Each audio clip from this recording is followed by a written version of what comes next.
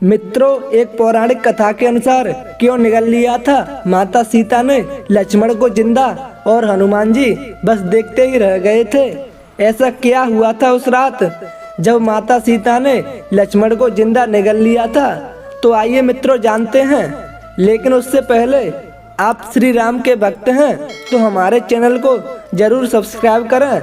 मित्रों, रामायण और रामचरितमानस में सीता और लक्ष्मण के बारे में एक रोचक कथा मिलती है। हालांकि कुछ विद्वानों का मानना है कि इस बात में कोई सच्चाई नहीं है, ये बस फुलबत्तियां हैं। यह तो बताना बहुत मुश्किल है, लेकिन मित्रों जनमानस में ये कथा बहुत ही प्रचलित है। एक समय माता सीता ने अपने देवर लक्ष्मण को निगल लिया था। उस समय हनुमान जी दूर खड़े बस देखते ही रहे थे। मित्रों, कहानी के अनुसार रावण का वध करने के पश्चात भगवान राम लंका से माता सीता के साथ अयोध्या लौट रहे थे। उसी दौरान पूरी अयोध्या नगरी को दीपकों से सजाया जा रहा था और उत्सव मना रहे थे।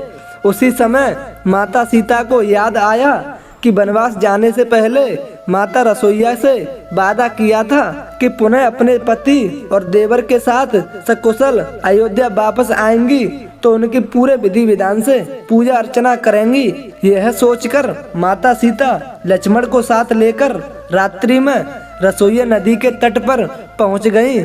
उन्होंने रसोइया नदी की पूजा करने के लिए लक्ष्मण से जल लाने के लिए कहा। लक्ष्मण जल लाने के लिए घड़ा लेकर रसोइया नदी में उतर गए और वे जल भर ही रहे थे कि तभी अचानक रसोइया नदी के अंदर से अगासुर नामक एक राक्षस निकला जो लक्ष्मण को निगलने के लिए आगे बढ़ ही रहा था। लेकिन तभी माता सीता ने यह दृश्य देखा और उन्होंने लक्ष्मण को बचाने के लिए राक्षस अगासुर के निगलने से पहले ही स्वयं लक्ष्मण को निगल लिया। लक्ष्मण को निगलते ही सीता और लक्ष्मण का शरीर जल के समान एक तत्व में बदल गया।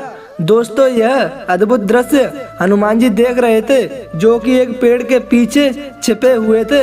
हनुमान जी ने माता सीता और लक्ष्मण का जल रूपी शरीर एक घड़े में भर लिया और भगवान श्री राम के पास जाकर सारी घटना के बारे में बताया। हनुमान जी की सारी बात सुनने के पश्चात भगवान राम मुस्कुराए और उन्होंने हनुमान जी को बताया कि इस राक्षस को भगवान शिव का वरदान था, इसलिए इसका वध मैं भी नहीं कर सकता था। भगवान शिव के वरदान के कारण अगासुर का वध तभी किया जा सकता था जब सीता और लक्ष्मण का शरीर किसी तत्व में बदल जाए और हनुमान जी उस तत्व का प्रयोग एक अस्त्र के रूप में करें। प्रभु श्री राम की यह बात सुनकर हनुमान जी ने उस घड़े के जल को गायत्री मंत्र से अभिमंत्रित करके रसोइया नदी में बहा दिया। रसोइया नदी में उस जल के मिलते ही नदी से आग की लपटें उठने लगीं, जिसमें जलकर अगासुर नामक राक्षस भस्म हो गया।